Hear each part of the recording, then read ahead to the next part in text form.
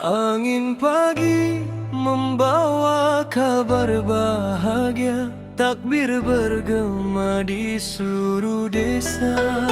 Lampu warna-warni menghiasi jalan, hari kemenangan kita raikan.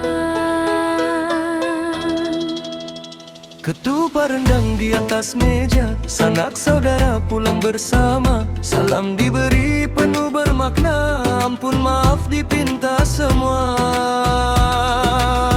Baju Melayu segah bergaya, baju kurung indah berseri. Di pagi raya hati terasa damai bahagia di sanubari.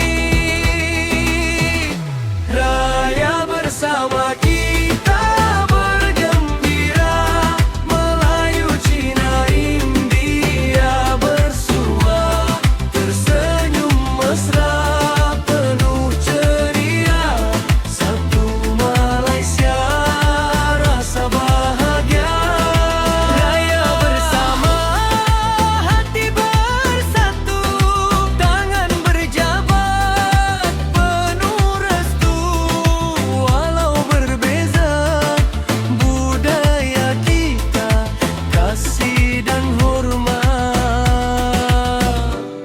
jadi cerita. Tanglung merah bersinar terang, irama gendang penuh riang.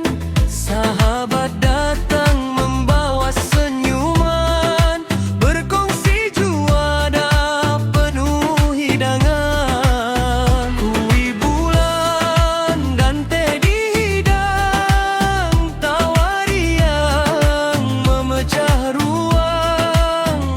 Hari mulia kita rayakan, persahabatan makin dikenang. Irama tabla mula berbunyi, langkah tari penuh berseri. Gelak tawa di halaman rumah, menyambut raya penuh meriah.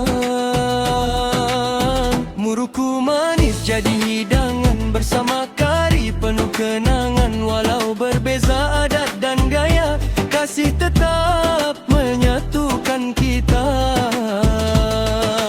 Di bumi ini kita bersama, berbilang bangsa satu jiwa.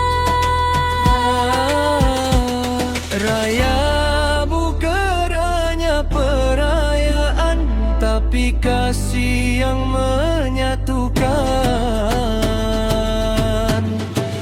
Raya bersama kita bergembira, Melayu, Cina, India bersua, tersenyum mesra penuh ceria.